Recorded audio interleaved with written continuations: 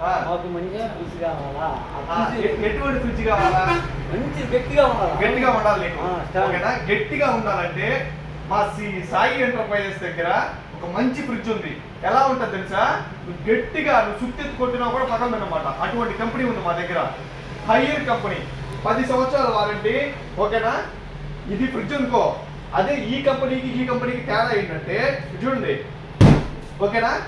ఈ విధంగా నువ్వు అదే విధంగా ఒక స్టెబిలైజర్, ఇదిగో పెన్ కదా, పెన్ తీసుకొని కొట్టండి. స్టెబిలైజర్ ఇది, ఇదిగో స్టెబిలైజర్ కదా, ఇదిగో ఏంది ఇది. ఓకేనా? దీంతో కొట్టినా కూడా అంత గట్టిగా ఉంటుంది అనమాట కంపెనీ.